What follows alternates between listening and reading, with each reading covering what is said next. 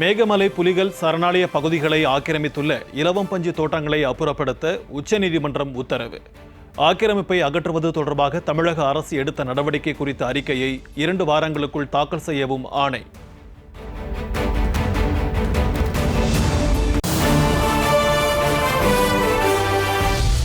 மேகமலையில் ஆக்கிரமிப்புகளை அகற்ற முடியாத நிலை ஏற்பட்டால் துணை ராணுவ படையை அனுப்பினேன். உச்சநீதிமன்றம் எச்சரிக்கை.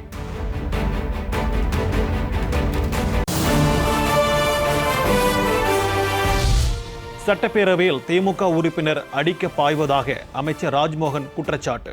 அமைச்சர் நிர்மல்குமார் குரோதமாகவும் அநாகரிகமாகவும் பேசுவதாக முன்னாள் அமைச்சர் KN நேரு சாடல். பல்கலைக்கழகத்திலிருந்து, அனைத்து பேருந்து நிலையத்திலிருந்து, சாலைகளிலிருந்து, பாதாள சாக்கடத்திலிருந்து, குடிநீர் திட்டங்களிலிருந்து, பாலங்கள் வரை கட்டியவர் நம்முடைய முன்னாள் அந்த அமைச்சர் அவர்கள். எனவே ஒரு முறை இப்போது வெற்றி பெற்று உடனடியாக ஒன்று செய்யவில்லை என்று சொல்வதெல்லாம் சரியாக இருக்காது. எனவே அவரை போல் மற்ற சட்டமன்ற உறுப்பினர்கள் அவர் என்ன செய்திருக்கிறார் என்பதை பார்த்து செய்யக்கூடிய அளவிற்கு பல காரியங்களை செய்தவர்.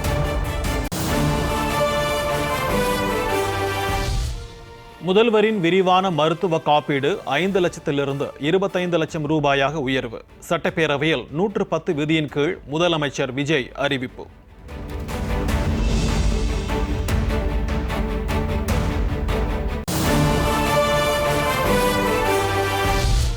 ஆவின் பால் கொள்முதல் விலை 38 ரூபாயிலிருந்து 41 உயர்வு. 110 விதியின் கீழ் முதலமைச்சர் விஜய் அறிவிப்பு.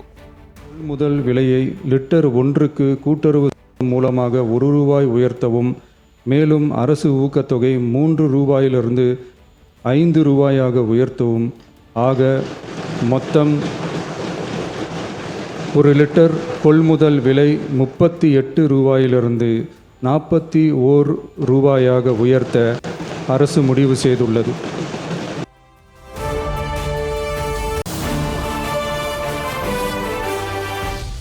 தொகுதி பணிகளை மேற்கொள்ள வசதியாக அனைத்து MLA-க்களுக்கும் கார் வழங்கப்படும் என்று முதலமைச்சர் விஜய் அறிவிப்பு. MLA-க்களுக்கு வாகனப்படியாக மாதம் 75,000 ரூபாயும், உதவியாளர்களை நியமித்துக் கொள்ள 25,000 ரூபாயும் வழங்கப்படும் என்று 110 விதியின் கீழ் அறிவிப்பு.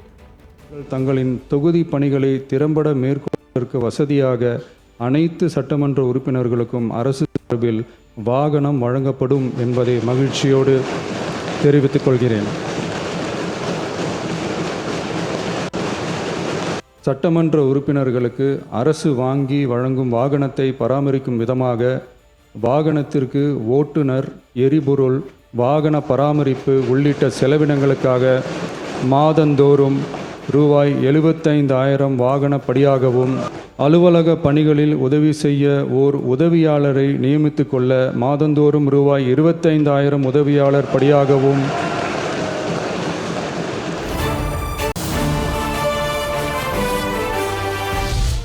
MLA-க்களுக்கு கார் வழங்கப்படும் என புல்லரிக்க வைக்கும் அறிவிப்பை முதலமைச்சர் வெளியிட்டுள்ளார்.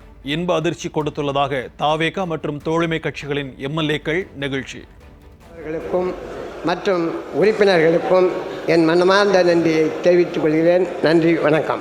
சட்டமன்ற உறுப்பினர்களுக்கான காரு, டிரைவருக்கான சேலரி, ப்ளஸ் அந்த உதவியாளர்களுக்கான சேலரி எல்லாம் கவர்மெண்ட்டே நம்ம அரசாங்கம் கொடுக்குன்னு சொல்கிற டைமில் எதிர்கட்சியில் இருக்கிறவங்களுக்கும் இது உண்மையிலேயே சந்தோஷமாக தான் இருக்கும். அவங்களுக்கு வெளிப்படுத்த முடியாது, அது எனக்கு தெரியும். எதிர்கட்சி MLA-க்களுக்கும் ஒரு காரும் உதவியாளரும் தந்திருக்கிறார் என்று சொன்னால் அவரை இருக்கரம் கூப்பி வணங்குகிறோம்.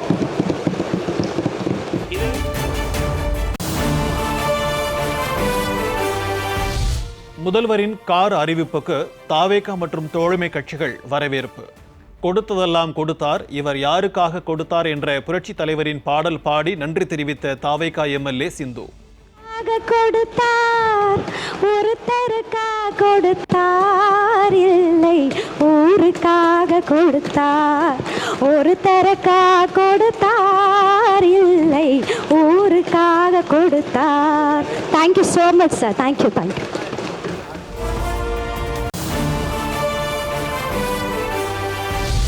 வேலை இல்லாமல் இருந்த தன்னை MLA வாக்கி தற்போது காரும் கொடுப்பதாக முதலமைச்சர் குறித்து தாவேகா உறுப்பினர் சபரி ஐங்கரன் நெகிழ்ச்சி பேச்சு. சட்டென திரும்பி பார்த்து முதல்வர் விஜய் கொடுத்த ரியாக்ஷன். காரும் கொடுத்துருக்காரு, ஸோ ரொம்ப ரொம்ப நன்றியை தெரிவிச்சுக்கிறேன். ஏன்னா நான் ட்ரெயினில் தான் வரேன் அங்கேருந்து.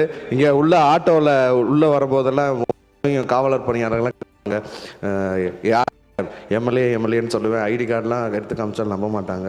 ஸோ அதனால் இன்றைக்கி 2 விஷயத்தில் நாங்கள் ரொம்ப மகிழ்வாக இருக்கோம். விவசாயிகளும் மக்கள் பணி செய்கிற பசியை போக்குற விவசாயிகளும் சந்தோஷமாக இருக்காங்க, மக்கள் பணி செய்கிற சட்டமன்ற உறுப்பினரும் சந்தோஷமாக இருக்கிறாங்க. ஸோ எல்லாரோட வாயிலாகவும் நான் மிகப்பெரிய நன்றியை தெரிவித்து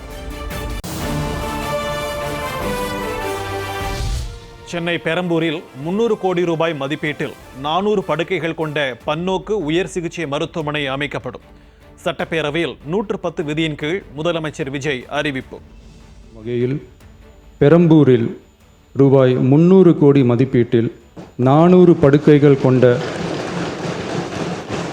உலக தரத்திலான பன்னோக்கு உயர் சிறப்பு மருத்துவமனை அமைக்கப்படும்.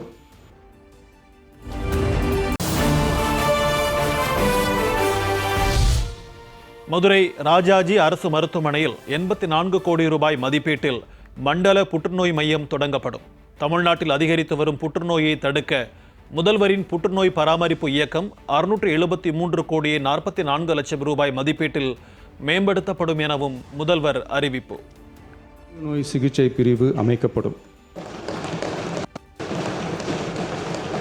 மேலும் 5 மண்டல புற்றுநோய் மையங்கள் regional cancer care centres Thanjavur, Coimbatore, Madurai, Tirunelveli மற்றும் விழுப்புரம் ஆகிய மருத்துவக் கல்லூரி மருத்துவமனைகளில் நிறுவப்படும். முதற்கட்டமாக மதுரை ராஜாஜி மருத்துவமனையில் ரூபாய் 84 கோடியில் G+8 தளங்களுடன் மண்டல புற்றுநோய் மையம் தொடங்கப்படும்.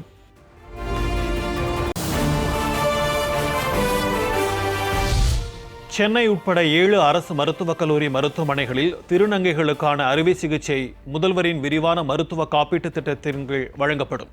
சட்டப்பேரவையில் 110 விதியின் கீழ் முதலமைச்சர் விஜய் அறிவிப்பு.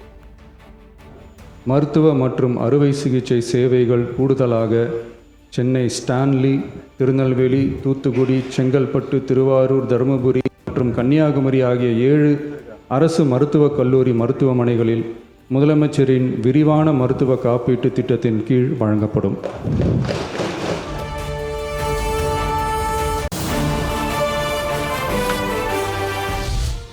ஏழு புதிய அரசு செவிலியர் கல்லூரிகள் தொடங்கப்பட்டு கூடுதலாக 6998 இடங்கள் உருவாக்கப்படும். 110 விதியின் கீழ் முதலமைச்சர் விஜய் அறிவிப்பு.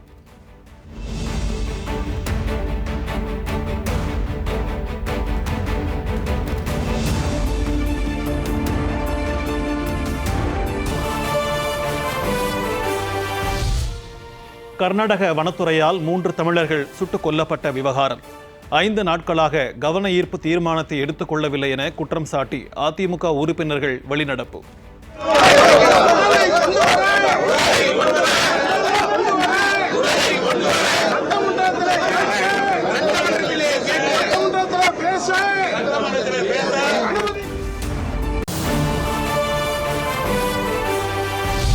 தமிழர்கள் நலன் குறித்து தாவேக அரசுக்கு கவலை இல்லை என எடப்பாடி பழனிசாமி குற்றச்சாட்டு.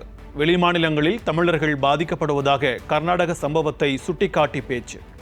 சரி, வெளிநாட்டில் தான் சரி, தமிழர்கள் பாதிக்கப்படுகின்ற பொழுது அதற்கு உரிய முறையிலே குரல் கொடுக்கின்ற அரசு தான் உண்மையான தமிழ்நாடு தமிழ் உணர்வு உள்ள அரசாங்கமாக இருக்கு. ஆனால் அந்த அரசாங்கத்தில் தமிழ் உணர்வு என்பதே இல்லை.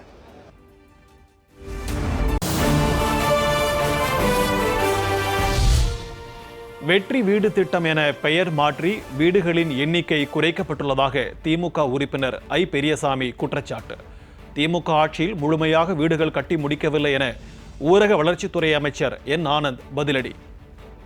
மாற்றி அதனுடைய அழகுக்கு ஒரு வீட்டினுடைய அழகிற்கு 5 லட்சம் என்று உயர்த்தியிருக்கிறீர்கள். 5 லட்சம்னு உயர்த்தி வீட்டினுடைய எண்ணிக்கையை ஆண்டிற்கு 70,000 வீடு தான் கட்டப்படும் என்பதை குறைத்திருக்கிறீர்கள். நீங்கள் 1 லட்சம் வீடு கட்டணும்னு இலக்கு வச்சுருக்கிறீங்க. ஆனால் நிறைய இடத்துல நான் போய் பார்க்கும்போது வீடு இன்னும் முடிக்காமையே ஃபவுண்டேஷன்லேயே தான் இருக்குது. ஏன் அப்படின்னு பார்த்தீங்கன்னா அவங்களுக்கு அது போதுமானதாக, அந்த 3.5 லட்ச ரூபா போதுமானதாக இல்லை. அப்போது மக்கள் இப்படியெல்லாம் கஷ்டப்படுகிறார்கள் என்று மாண்பு முதல்வருடைய கவனத்துக்கு வந்தவுடன் அதை 5 லட்சமாக உயர்த்தி இலக்கு 1 லட்சம் 2 லட்சம்னு இல்லை, யார் இருந்தாலும் வீடு ஒழுங்காக அவங்க அதை கட்டிக்கணும். அதுக்கு இப்போதைக்கு நமக்கு 70,000 வீடுக்கு ஒதுக்கீடு செய்யலான்னு சொல்லி தான் அந்த மாதிரி ஒரு திட்டத்தை நாங்கள் சொல்லியிருக்கிறார் மாண்பு முதல்வர் அவர்கள்.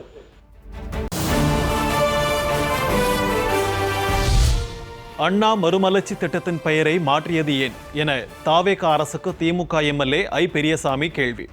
தமிழ்நாடு என்ற பெயர் வைத்த அண்ணாவின் பெயரை மாற்றியதை எப்படி ஏற்றுக்கொள்ள முடியும் எனவும் அடுக்கடுக்காக கேள்வி.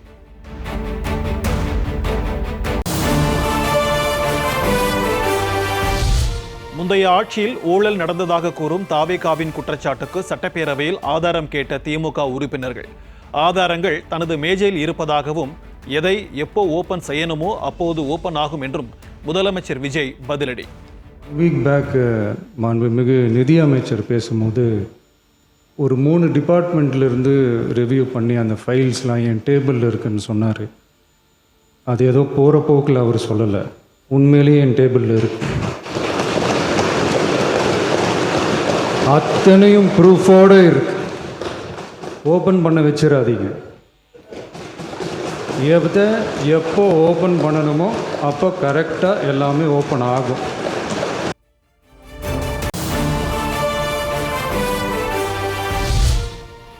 ரஜினி கூறிய திமுகவின் பழைய மாணவரை நாங்கள் தோற்கடித்துள்ளோம் என முன்னாள் அமைச்சர் துரைமுருகனை விமர்சித்து காட்பாடி எம்எல்ஏ சுதாகர் விமர்சனம்.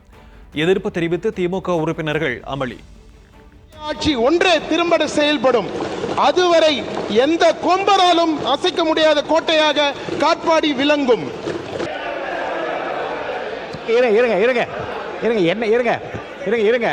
அவர்கள் கட்சியில் பல பழைய ஸ்டூடெண்ட்ஸ் இருக்காங்க. அதுலயும் ஃபெயிலே ஆகாத அந்த ரேங்க் ஹோல்டிங் ஸ்டூடெண்ட்ஸ் கிளாஸே விட்டு போக மாட்டேன்னு இருந்தாங்க. அப்படிப்பட்ட அந்த அசாத்தியமான பழைய ஸ்டூடெண்ட்ஸையே எங்கள் தளபதி ஒருவரால் மட்டுமே அவர்களை ஃபெயில் ஆக்கிவிட்டு அந்த கிளாஸ் ரூமின் வாத்தியாரையும் வெளியே அனுப்பிவிட்டார். தேர்தல் பிரசாரத்தில் திரு துரைமுருகன் சார் அவர்கள் பிரச்சாரத்தில் ஈடுபட்ட போது காட்பாடி ஒரு டிஎம்கேவின் கோட்டை, அவரை ஜெயிக்க வைத்தால் அது ஒரு பெரிய ரெக்கார்ட் பிரேக் அமைய காட்பாடி தொகுதி மக்களிடம் மன்றாடினார். ஆனால் அந்த ரெக்கார்ட் பிரேக்கை செய்து அவருக்கு ரெஸ்ட் கொடுத்து காட்பாடியை பெஸ்ட் ஆக்கி அந்த டிஎம்கே கோட்டையை டிவிகே கோட்டையாக மாற்றியவர் எங்கள் தளபதி மாண்புமிகு தமிழக முதலமைச்சர் அவர்கள்.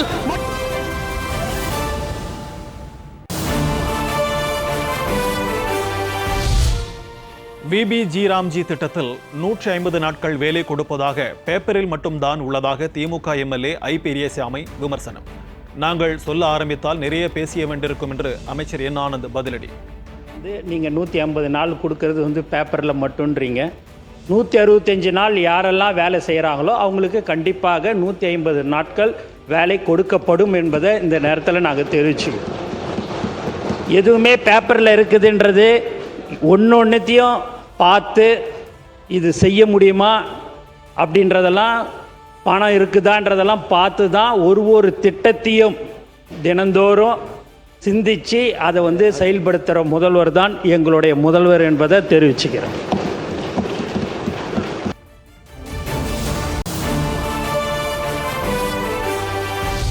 வீடுகள் கட்டிக் கொடுக்கும் திட்டம் தொடர்பாக சட்டப்பேரவையில் காரசார விவாதம்.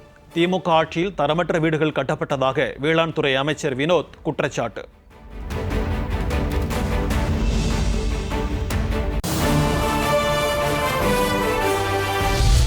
திமுக ஆட்சியில் தென்பண்ணை ஆற்றில் 16 கோடி ரூபாயில் கட்டப்பட்ட பாலம் 3 மாதத்திலேயே இடிந்ததை பற்றி உலகமே பேசியதாக நிதியமைச்சர் மரிய வில்சன் விமர்சனம். வரலாறு காணாத மழையால் பாலம் இடிந்ததாக முன்னாள் அமைச்சர் ஏவா வேலு பதிலடி. 16 கோடிக்கு கட்டப்பட்ட ஒரு பிரிட்ஜு 3 மாதத்தில் காலியானதை பற்றி உலகமே பேசிச்சு. அது உங்களுக்கு தெரியும். அதில் நீங்கள் ஒரு ரிப்போர்ட் மாதிரி கொடுத்துருப்பீங்க, டிஸ்சார்ஜ் வேஸ்ட், அதனால் வாட்டர்ஸ் நிறையா வந்ததுனால 16 கோடியில் கட்டப்பட்ட அந்த ரிவர் மேலே கட்டின பிரிட்ஜு 3 மாதத்தில் டெஸ்ட்ராய் ஆனது. அந்த ஹிஸ்ட்ரி படிச்சிருக்கீங்க நீங்கள், அதை முதல்ல நீங்கள் தெரிஞ்சுக்கணும். அப்புறம் தான் அந்த குவாலிட்டியை பற்றி பேசணும். அதனால் அதுக்கு முதல் பதில் நீங்கள் சொல்லணும். நீங்கள்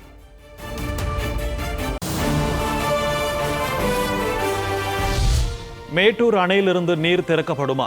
நீர்வளத்துறை மீதான விவாதத்தில் எடப்பாடி பழனிசாமி கேள்வி.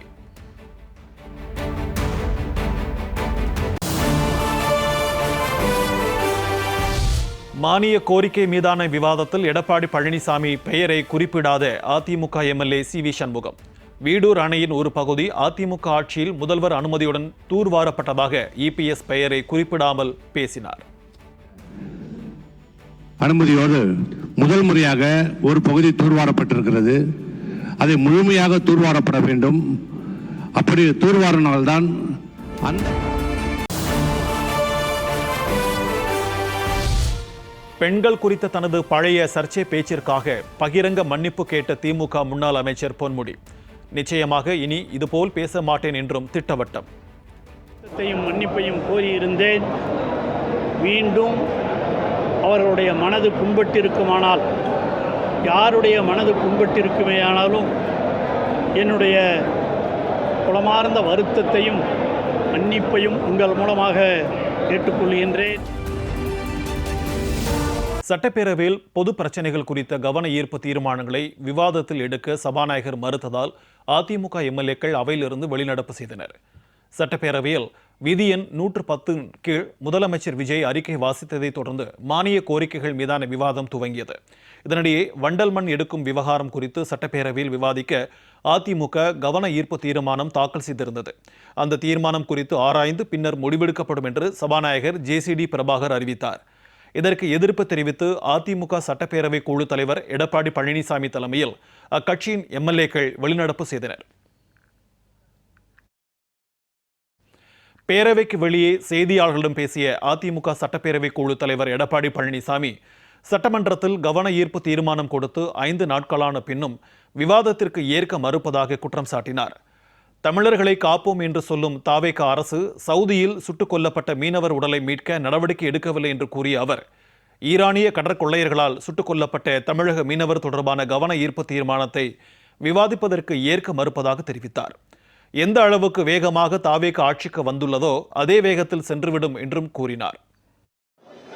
எங்க தமிழ்நாட்டு மக்களை காப்பாற்ற போற வெளி மாநிலத்தில் இருந்தாலும் சரி, வெளிநாட்டில் இருந்தாலும் சரி, தமிழர்கள் பாதிக்கப்படுகின்ற பொழுது உடனுக்குடன் கடந்த கால அரசாங்கம், அதிமுக அரசாங்கம் சரி, திமுக அரசாங்கம் சரி, ஒரு கவனம் இப்போ 0 கொண்டு வந்தா உடனே எடுத்து அதுக்கு தீர்வு காணுவாங்க.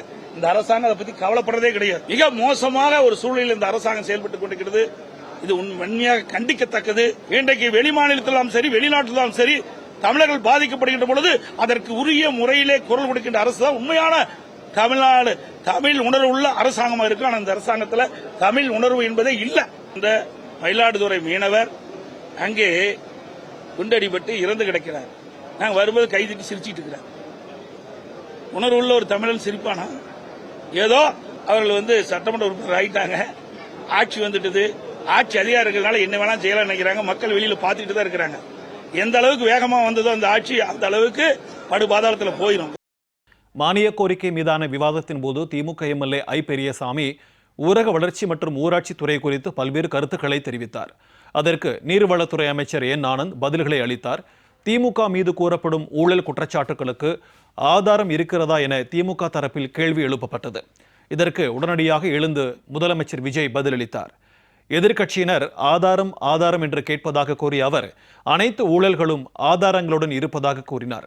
எதை எப்போது வெளியிட வேண்டுமோ அப்போது அனைத்தும் சரியாக வெளியிடப்படும் என்றும் அவர் கூறினார்.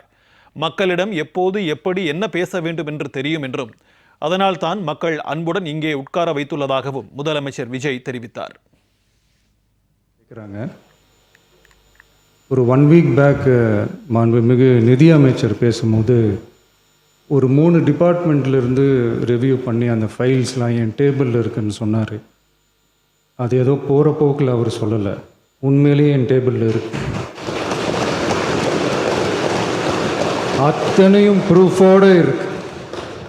ஓப்பன் பண்ண வச்சிடாதீங்க. எப்போ ஓப்பன் பண்ணணுமோ அப்போ கரெக்டாக எல்லாமே ஓப்பன் ஆகும்.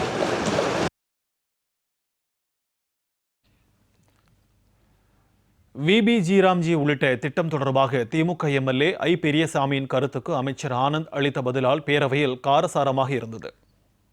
பேர் வச்சிருக்கேன். அதில் 125 நாள் வேலை பார்த்து முடித்த ஏழை எளிய மக்களுக்கு ஏழை எளிய மக்களுக்கு இந்த திட்டத்தில் 125 நாள் வேலை கூடுதலாக நாங்கள் கொடுப்போம். அந்த திட்டத்திற்கு பேர் 150 நாள் வெற்றி திட்டம் என்று வைத்திருக்கிறீர்கள். இதெல்லாம் பேப்பரில் தான் இருக்குது. ஏட்டுச் சுரக்காய் கறிக்கு உதவாது என்பதுதான் உண்மை. இன்னும் எதுவாக இருந்தாலும் பேப்பரில் தான் இருக்குது, இந்த மாதிரிலாம் தயவுசெய்து சொல்லாதீங்க. நாங்கள் ஏன்னா சொல்ல ஆரம்பித்தோம் அப்படின்னா நிறைய விஷயங்கள் நாங்கள் பேச வேண்டியதாக இருக்கும். ஆகவே நீங்கள் எந்த ஒரு ஆலோசனையாக இருந்தாலும் நீங்கள் அதை தாராளமாக சொல்லுங்கள். எங்களுடைய முதல்வர் 234 சட்டமன்ற தொகுதிக்கும் முதல்வராக இருப்பார். மக்களுக்கு என்ன பிரச்சனை, மக்களுக்கு என்ன தேவைகளை அதை மட்டும் செய்யக்கூடிய முதல்வராக இருப்பார் என. கட்டுமான பொருட்களின் விலை உயர்வு தொடர்பாக சட்டப்பேரவையில் எழுப்பப்பட்ட கேள்விக்கும் அதற்கு அமைச்சர் தரப்பில் அளிக்கப்பட்ட விளக்கத்தையும் தற்போது பார்க்கலாம். மாண்புமிகு ஆட்சி அமைந்தவுடனே மாண்புமிகு கனிவளத்துறை அமைச்சர்கள் தமிழ்நாடு பூரா சுற்றுப்பயணம் செய்து அந்த குவாரிகள்லாம் ஆய்வு செஞ்சாங்க. அந்த ஆய்வில் செய்வதில் தவறு இல்லை, அமைச்சருடைய கடமை. அதில் பல தவறுகள் நடைபெற்றதாக கண்டுபிடிக்கப்பட்டாலும் அதுவும் தவறு இல்லை. ஆனால் கண்டுபிடிக்கப்பட்ட பிறகு பல குவாரிகள் மூடப்பட்டு விட்டது. பல மாவட்டங்களில் மூடப்பட்டு சீல் வைக்கப்பட்டு விட்டது. அதனால் உற்பத்தி குறைஞ்சிட்டது. தேவை எதையும் உற்பத்தி குறைஞ்சி அதனால் விலை ஏற்றம். இப்பொழுது புதிய திட்டங்கள் நிறைய அறிவிச்சிருக்கிறீங்க. நிறைய இதில் நெடுஞ்சாலைத்துறையிலும் சரி, இல்லை பொதுப்பணித்துறையிலும் சரி, பாலங்கள் கட்டுதல், வீடுகள் கட்டுதல், இப்படிப்பட்ட பல துறைகளுக்கு ஜல்லி எம்சாண்ட் தேவை. ஆகவே இந்த அரசு இந்த உற்பத்தியை ஜல்லி எம்சாண்ட் உற்பத்தியை அதிகரித்து விலையை குறைப்பதற்கு ஏதாவது திட்டங்கள் வைத்திருக்காங்க என்று தங்கள் வாயிலாக அறிய விரும்புகிறேன். பெருமளவு கனிம வளம் பக்கத்து ஸ்டேட்ஸுக்கு போய்கிட்டு இருந்த ஒரு தகவல் கிடைச்சிச்சு.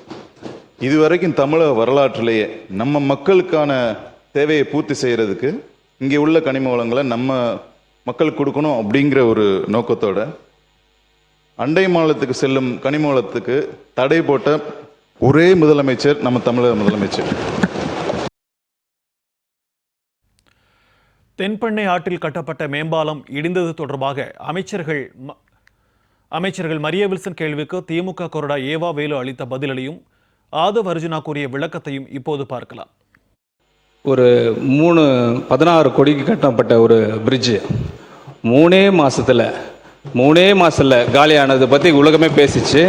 அது உங்களுக்கு தெரியும். அதில் நீங்கள் ஒரு ரிப்போர்ட் மாதிரி கொடுத்துருப்பீங்க. டிஸ்சார்ஜ் வேஸ்ட், அதனால் வாட்டர்ஸ் நிறைய வந்ததுனால 16 கோடியில் கட்டப்பட்ட அந்த ரிவர் மேலே கட்டின பிரிட்ஜு 3 மாதத்தில் டெஸ்ட்ராய் ஆனது. அந்த ஹிஸ்ட்ரி படிச்சிருக்கீங்க நீங்கள், அதை முதல்ல நீங்கள் தெரிஞ்சுக்கணும். அப்புறம் தான் அந்த குவாலிட்டியை பற்றி பேசணும். அதனால் அதுக்கு முதல் பதில் நீங்கள் சொல்லணும். நீங்கள் இந்த பாலம் என்பது ஆர்ஆர் என்கிற விங்கின் மூலமாக கிராம சாலை திட்டத்தின் மூலமாக ஒரு கிராம பகுதியிலே கட்டப்பட்ட பாலம். அது தென்பெண்ணை ஆற்றிலே கட்டப்பட்ட ஒரு பாலம். அதனுடைய டிசைன் 54,600 கனஅடி தண்ணியை வாங்குகிற அளவுக்கு தான் அதனுடைய தன்மை கட்டப்பட்டது. இதுவரைக்கும் திருவண்ணாமலை மாவட்டத்திலேயே பெய்யாத ஒரு மழை. அந்த மழை இன்னும் சொல்ல போனால் ஆன்மீக பெருமக்கள் 14 கிலோமீட்டர் கிரிவலம் என்று வருகிற இந்த திருவண்ணாமலை மலையே சரிந்ததன் மூலமாக 7 பேர் இறந்தார்கள். அப்படி ஒரு மழை நாங்கள் பார்த்ததே இல்லை. எங்கள் வயதுக்கு பார்த்தது அது முன்னாலே பார்த்ததில்லை. அப்படி ஒரு மழை பெய்த காரணத்தினால் மலை சரிந்தது. அந்த அளவுக்கு ஒரு சேதம். கிருஷ்ணகிரி, தருமபுரி மாவட்டங்களில் 50 சென்டிமீட்டருக்கு மேல் மழை பெய்த காரணத்தினால் சாத்தனூர் அணைக்க வந்த தண்ணி 2.25 கனஅடி தண்ணீர் அங்கே வந்தது. அப்பொழுது பொதுப்பணித்துறை நீர்வளத்துறை அமைச்சர் அவர்கள் எங்கே டேம் உடைஞ்சிருமோ என்பதற்காக இரவோடு இரவாக 2.25 கனஅடி தண்ணீர் திறந்து விட்டார்கள். கனஅடி. அதற்கு பின்னால் பாம்பார் என்று ஒரு ஆறு வருகிறது டேமுக்கு கீழே. டிசைனு 54,600 தான் டிசைன். அது 3 மாதம் இல்லை, கட்டி கொண்டு இருந்த நேரம் முடிகிற தருவாய். அது அப்படிப்பட்ட நேரத்தில் டேம்லேருந்து 2.25 பாம்பாருடைய தண்ணி இவைகளெல்லாம் சேர்ந்த உடனே 3 லட்சம் கனஅடி தண்ணி புழந்த உடனே அதனுடைய தாங்குத்திறன் இல்லாமல் அது அடித்து கொண்டு போனது என்று அந்த டிசைன்லாம் விளக்கம்லாம் சொல்லி ஏற்கனவே சட்டமன்றத்தில் பதிவில் இருக்கிறது. அது இயற்கையினுடைய சேட்டம். அந்த டிசைன் மேலே இன்ஜினியரிங் மேலே குறை சொல்ல முடியாதது. ஏன்னா கட்டினது 54,600. ஆனால் வந்த தண்ணி 3 லட்சம் கனஅடி தண்ணி அப்படி இருக்கிற பொழுது அதை தாங்காமல் அதை பாலம் போன என்பது இதே சட்டமன்றத்தில் ஏற்கனவே பதிவு செய்யப்பட்டிருக்கிறது. அதான் உண்மை நிலை.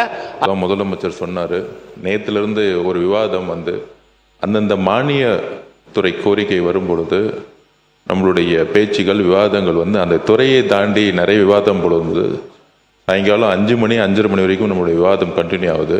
நம்மளுடைய உறுப்பினர்கள் இன்னைக்கு இருக்கக்கூடிய மானிய கோரிக்கை விவாதத்தை நோக்கி மட்டுமே நம்ம பேசினா நல்லா இருக்கும்னு நினைக்கிறோம். மூத்த உறுப்பினர் சொன்னார், அவர் கட்டின அந்த பாலம் நம்மளுடைய நிதியமைச்சர் சொன்னார் அதில் என்ன சிக்கல்கள் பிரச்சனைகள்னு. நான் நேற்றே அதை சொல்லிட்டேன். இந்த அவையில் வந்து ஆதாரத்துடன் இருந்தால் தான் சமைக்கணும்னு. 5 வருஷமாக கிட்டத்தட்ட ஒரு 1 லட்சம் கோடி ரூபாய்க்கு நெடுஞ்சாலைத்துறையும் பொதுப்பணித்துறையும் சேர்ந்து ஒரு பட்ஜெட்டை அவர் தாக்கல் செய்து பணிகள் செய்திருக்காரு. ஒவ்வொரு ரூபாய்க்கும் வெள்ளை அறிக்கை ரெடி ஆகிட்டு இருக்கு. மாண்பு முதலமைச்சருடைய கவனத்திற்கு போய் அந்த வெள்ளை அறிக்கை கூடிய சீக்கிரத்தில் செய்யப்படும். அப்பொழுது அந்த பாலத்தோடைய பிரச்சனை என்னங்கிறது தெரியும். கல்லணை கட்டினது சோழர்கள் காலத்தில், இன்னும் எத்தனை மழை வந்தாலும் நல்லா தான் இருக்கு அந்த பாலம்லாம். நம்ம காலத்தில் கட்டுற பாலம் தான் 3 மாசத்துல அழிஞ்சு போகுது. அதுக்கு வெள்ளை அறிக்கையில் பதில் வருங்கிறத நான் பதிவு பண்ணி மானிய கோரிக்கையான விவாதத்துக்கு நம்ம போகணுங்கிறது என்னோட கடந்த திமுக ஆட்சியில் செயல்படுத்தப்பட்ட கலைஞர் கனவு இல்லம் திட்டத்தின் பெயரை மாற்றி வீடுகளின் எண்ணிக்கையையும் தாவேக அரசு குறைத்து விட்டதாக திமுக முன்னாள் அமைச்சரும் எம்எல்ஏவுமான ஐ பெரியசாமி குற்றம் சாட்ட, அதற்கு அமைச்சர்கள் என் ஆனந்த், வினோத் அளித்த பதிலடியை தற்போது பார்க்கலாம். முதல் ஆண்டிலே 1 லட்சம் வீடு வழங்கப்பட்டு கட்டி முடிக்கப்பட்டது. 2வது ஆண்டிலே 3500 கோடி வழங்கி அந்த திட்டத்தை துவங்கி கிட்டத்தட்ட இப்பொழுது 80% பணிகள் முடிந்து 80,000 வீடுகள் வரை கட்டி முடிக்கப்பட்டிருக்கிறது. மற்றவைகள் கட்டும் பணியில் இருக்கிறது. வெற்றி வீடு கட்டும் திட்டம் என்பதற்கு மாற்றி அதனுடைய அழகுக்கு ஒரு வீட்டினுடைய அழகிற்கு 5 லட்சம் என்று உயர்த்தியிருக்கிறீர்கள். 5 லட்சம் உயர்த்தி வீட்டினுடைய எண்ணிக்கையை ஆண்டிற்கு 70,000 வீடு தான் கட்டப்படும் என்பதை குறைத்திருக்கிறீர்கள். உங்கள் திட்டத்தில் நீங்கள் 1 லட்சம் வீடு கட்டணும்னு இலக்கு வச்சுருக்கிறீங்க. ஆனால் நிறைய இடத்துல நான் போய் பார்க்கும்போது வீடு இன்னும் முடிக்காமையே ஃபவுண்டேஷன்லேயே தான் இருக்குது. ஏன் அப்படின்னு பார்த்தீங்கன்னா அவங்களுக்கு அது போதுமானதாக, அந்த 3.5 லட்ச ரூபா போதுமானதாக இல்லை. அப்போது மக்கள் இப்படியெல்லாம் கஷ்டப்படுகிறார்கள் என்று மாண்பு முதல்வருடைய கவனத்துக்கு வந்தவுடன் அதை 5 லட்சமாக உயர்த்தி இலக்கு 1 லட்சம் 2 லட்சம்னு இல்லை, யார் இருந்தாலும் வீடு ஒழுங்காக அவங்க அதை கட்டிக்கணும். அதுக்கு இப்போதைக்கு நமக்கு 70,000 வீடுக்கு ஒதுக்கீடு செய்யலான்னு சொல்லி தான் அந்த மாதிரி ஒரு திட்டத்தை நாங்கள் சொல்லியிருக்கிறார் மாண்பு முதல்வர் அவர்கள். கடந்த 5 ஆண்டு காலத்தில் கட்டி கொடுத்த வந்து நிறைய இடத்துல இடிஞ்சு தொங்குது. அதை வந்து அந்த மக்கள்கிட்ட கேட்டால் தெரியும். ஆனால் நமது முதலமைச்சர் ஆட்சியில் கொடுக்கிற வீடு இன்னும் ஒரு 50 ஆண்டுகளுக்கு வந்து ரொம்ப தரமாக இருக்கும் என்பதை தெரிவித்துக் கொள்கிறேன். தாண்டிக்குடி மலை கிராமத்திற்கு முதலமைச்சர் விஜய் படப்பிடிப்புக்கு சென்றிருந்த சம்பவத்தை சுட்டிக்காட்டி மலைப்பகுதிகளில் வசிக்கும் மக்களுக்கு சாலை வசதி அமைத்துக் கொடுப்பது தொடர்பாக அமைச்சர் என் ஆனந்த் விளக்கம் அளித்தார். சட்டப்பேரவையில் மானிய கோரிக்கை மீதான விவாதத்தில் பேசிய திமுக உறுப்பினர் ஐ பெரியசாமி மலைப்பகுதி கிராமங்களுக்கு சாலை அமைத்தல் தொடர்பாக பேசினார். அப்போது குறுக்கிட்டு பதிலளித்த அமைச்சர் என் ஆனந்த், கொடைக்கானல் தாண்டிக்குடி மலை கிராமத்திற்கு முதலமைச்சர் விஜய் படப்பிடிப்புக்கு சென்றிருந்த சம்பவத்தை சுட்டிக்காட்டி பேசினார். அந்த சம்பவத்தை நினைவில் வைத்து ஆட்சிக்கு வந்த 5வது நாளே தாண்டிக்குடியில் சாலை அமைக்க முதலமைச்சர் விஜய் உத்தரவிட்டதாகவும் அவர் தெரிவித்தார். கொடைக்கானல் பிளாக் தாண்டிக்குடி என்ற ஒரு பஞ்சாயத்தில் போன வருடம் எங்கள் தலைவர் தளபதி அவர்கள் படப்பிடிப்புக்கோசம் ஷூட்டிங்கோசம் அங்கே போனார். ஒரு சீன் எடுக்கணும்னு சொல்லிட்டு அந்த கரடு முரடா ஜீப்பில் மேலே ஏறி அந்த இடத்துக்கு போனார். தாண்டிக்குடியில் நானும் கூட போயிருந்தேன். ஆனால் கீழே வரும்போது அவர் 1 மணி நேரம் தனியாக நடந்து வந்தார். வந்த உடனே 15 வருஷமாக அந்த இடத்துல ரோடு வசதி இல்லை. நம்ம சொந்த செலவில் இந்த ரோடு ஒரு 254 பேர் தான் அங்கே வாழ்ந்து கொண்டிருக்கிறார்கள். அதனால் ரோடு போடலை, நம்ம சொந்த செலவில் போட்டுடலாமான்னு. நம்மளை பேனர் வைக்கவே விடலை, நம்மளை எங்கே போய் இந்த ரோடு போடுறதுக்கு விடுவாங்க சார் அப்படின்னு. நம்மளுடைய ஆட்சி கண்டிப்பாக வந்துடும் சார், வந்த உடனே போட்டுடலாம் அப்படின்னு சொன்ன சிரிச்சார். நான் பதவியேற்று 5வது நாள் முதலமைச்சர் அலுவலகத்திலேருந்து ஒரு நோட் ஷீட் வருது. என்னான்னு பார்த்தீங்கன்னா, அந்த தாண்டிக்குடியில் கிராமத்துக்கு ரோடு போடணும்னு சொல்லிட்டு போன வருஷம் மே மாதத்தில் சொன்னதை நினப்பு வச்சுக்கின்னு நான் அதை மறந்துட்டேன். எங்களுடைய முதலமைச்சர் அவர்கள் வந்த 5வது நாட்களே அதை போடுறதுக்கு சொன்னார். சட்டப்பேரவையில் மானிய கோரிக்கை மீது நாங்குநேரி தாவேகா எம்எல்ஏ ரெட்டியார்பட்டி வி நாராயணன் முதலமைச்சர் விஜய் குறித்து புகழ்ந்து பேசியதற்கு அமைச்சர் ஆதவ் அர்ஜுனா மற்றும் சபாநாயகர் ஜேசிடி பிரபாகர் அளித்த விளக்கங்களை தற்போது பார்க்கலாம். தமிழக மக்களினுடைய இதய சிம்மாசனத்தில், இதய வாயில் இங்கே இருந்து ஆட்சி செய்து லஞ்சமில்லாத ஆட்சியை இந்த நாட்டிற்கு தருவேன், என்னை நம்பி வாக்களியுங்கள், என்னை நம்பி வாக்களியுங்கள். இந்த உலகத்தில் 60 ஆண்டுகள் 1967 முதலமைச்சருக்கு பொதுவாக புகழ்ச்சி பிடிக்காது. நம்மளுடைய முதலமைச்சர் மற்ற முதலமைச்சரை போல இல்லை. அதனால் முதலமைச்சருடைய விருப்பமும் சரி, எப்பொழுதும் நம்மளை துறை ரீதியான கருத்துக்களை தெரிவிக்க வேண்டும் என்பதுதான் அவருடைய கருத்து. துறை ரீதியான கருத்துக்களுக்கு சொல்லுவோம். மானிய கோரிக்கை மீது மட்டும் உங்கள் கருத்துக்களை நீங்கள் வைக்கும்படி நான் அன்போடு கேட்டுக்கொள்ளும். அடையாள அட்டையை காட்டினாலும் தன்னை யாரும் எம்எல்ஏ என்று நம்ப மறுப்பதாக தாவேகா எம்எல்ஏ சபரி ஐங்கரன் பேசிய பேச்சு கலகலப்பை ஏற்படுத்தியது. தமிழ்நாடு சட்டப்பேரவையில் விதி எண் 110 கீழ் அனைத்து எம்எல்ஏக்களுக்கும் கார் வழங்கப்படும் என்றும் ஓட்டுநர், எரிபொருள் மற்றும் பராமரிப்பு செலவுகளுக்காக மாதம் 75,000 ரூபாய் வாகனப்படி வழங்கப்படும் என்றும் முதலமைச்சர் விஜய் அறிவித்தார். இதற்கு நன்றி தெரிவித்து பேசிய பெரியகுளம் எம்எல்ஏ சபரி ஐங்கரன் தான் தினமும் ஆட்டோவில் சட்டப்பேரவைக்கு வருவதாகவும் இங்குள்ள காவலர்களுக்கே தான் யார் என்று தெரியவில்லை என்றும் தெரிவித்தார். மேலும் தான் சட்டப்பேரவை உறுப்பினர் என்று அடையாள அட்டையை காண்பித்தாலும் அவர்கள் நம்புவதில்லை என்று அவர் நகைச்சுவையாக கூறியபோது முதலமைச்சர் விஜய் அவரை திரும்பி பார்த்தார். இதனால் சட்டப்பேரவையில் சிரிப்பு அலை எழுந்தது. ஒரே ஒரு விஷயம் ஃபன்னாக சொல்கிறேன். நான் கல்லூரி படிக்கும்போது காதல் தோல்வி, வேலையும் இல்லை, காரும் இல்லை. இன்னைக்கு வேலையும் கொடுத்துருக்காரு தலைவர், காரும் கொடுத்துருக்காரு. ஸோ ரொம்ப ரொம்ப நன்றியை தெரிவிச்சுக்கிறேன். ஏன்னா நான் ட்ரெயினில் தான் வரேன், அங்கேருந்து இங்கே உள்ள ஆட்டோவில் உள்ளே வரும்போதெல்லாம் காவலர் பணியாளர்கள்லாம் யார் எம்எல்ஏன்னு சொல்லுவேன். ஐடி கார்டெலாம் எடுத்து காமிச்சாலும் நம்ப மாட்டாங்க. ஸோ அதனால் இன்றைக்கி 2 விஷயத்தில் நாங்கள் ரொம்ப மகிழ்வாக இருக்கோம். விவசாயிகளும், மக்கள் பணி செய்கிற பசியை போக்குற விவசாயிகளும் சந்தோஷமாக இருக்காங்க. மக்கள் பணி செய்கிற சட்டமன்ற உறுப்பினரும் சந்தோஷமாக இருக்கிறாங்க. ஸோ எல்லாரோட வாயிலாகவும் நான் மிகப்பெரிய நன்றியை தெரிவித்து எம்எல்ஏக்களுக்கு கார் வழங்குவதை விட விவசாயிகள் கடன் தள்ளுபடியில் கவனம் செலுத்த வேண்டும் என்று தேமுதிக எம்எல்ஏ பிரேமலதா விஜயகாந்த் கோரிக்கை விடுத்துள்ளார். சட்டப்பேரவை வளாகத்தில் செய்தியாளர்களை சந்தித்த அவர் நீர்வளத்துறைக்கு முக்கியத்துவம் அளித்து கூவம், அடையாறு உள்ளிட்ட ஆறுகளை சீரமைக்க வேண்டும் என்றும் ஏரி, கால்வாய்களை தூர்வார வேண்டும் என்றும் வலியுறுத்தினார். மேலும் மணிமுத்தாறு மாசுபடுவதை தடுக்க உரிய நடவடிக்கை எடுக்க வேண்டும் என்றும் வலியுறுத்தியுள்ளார். தொடர்ந்து பேசிய அவர் மாணவர்கள் போராட்டத்தில் நெறிமுறையுடன் செயல்பட வேண்டும் என்றும் சட்டம் ஒழுங்கை பாதுகாக்கும் காவல்துறையினரை மதிக்க வேண்டும் என்றும் தெரிவித்துள்ளார். தமிழ்நாட்டில் இருக்கிற எல்லா நதிகளை முதல்ல இணைக்கணும். அதே மாதிரி இன்னைக்கு நம்ம எல்லாரும் சென்னையில் இருக்கோம்.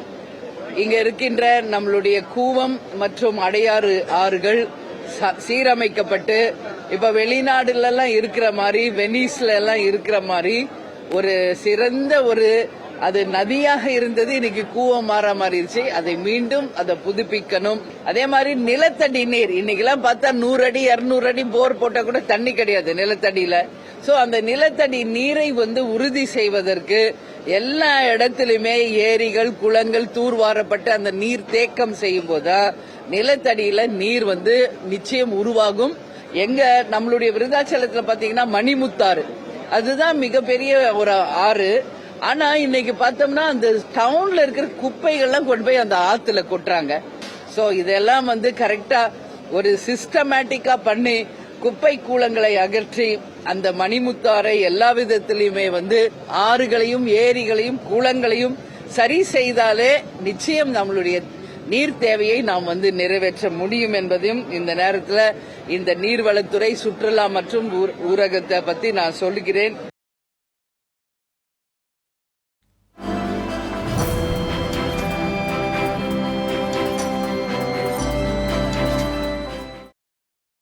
தமிழகம் உட்பட 6 மாநில முதலமைச்சர்கள் பங்கேற்கும் தென் மாநில முதலமைச்சர்கள் மாநாடு சென்னை அடுத்த கோவளத்தில் உள்துறை அமைச்சர் அமித்ஷா தலைமையில் நாளை நடைபெற உள்ளது. தென் மாநிலங்களுக்கு இடையிலான பிரச்சினைகளுக்கு தீர்வு காணும் வகையில் தென் மாநில முதலமைச்சர்கள் மாநாட்டை மத்திய உள்துறை அமைச்சகம் நடத்துவது வழக்கம். கடந்த 2022ஆம் ஆண்டுக்கு பிறகு தற்போது 31வது தென் மாநில முதலமைச்சர்கள் மாநாடு நடைபெற உள்ளது. மாமல்லபுரம் அடுத்த கோவளத்தில் உள்ள நட்சத்திர விடுதியில் உள்துறை அமைச்சர் அமித்ஷா தலைமையில் இந்த மாநாடு நடைபெற உள்ளது. இதற்காக உள்துறை அமைச்சர் அமித்ஷா இன்று தமிழகம் வர உள்ளார். தமிழக முதலமைச்சர் விஜய், கர்நாடக முதலமைச்சர் DK சிவகுமார், கேரளம் முதலமைச்சர் சதீஷன், தெலுங்கானா முதலமைச்சர் ரேவந்த் ரெட்டி, ஆந்திர முதலமைச்சர் சந்திரபாபு நாயுடு மற்றும் புதுச்சேரி முதலமைச்சர் ரங்கசாமி ஆகியோர் பங்கேற்கும் இந்த மாநாட்டில் அந்தந்த மாநிலங்களின் தலைமைச் செயலாளர்கள் மற்றும் உள்துறை செயலாளர்களும் பங்கேற்கின்றனர். மாநிலங்களுக்கு இடையிலான நதிநீர் பங்கீடு, எல்லை பிரச்சினைகள், சட்டம் ஒழுங்கு மற்றும் மத்திய மாநில உறவுகள் குறித்து இந்த மாநாட்டில் விவாதிக்கப்பட உள்ளது.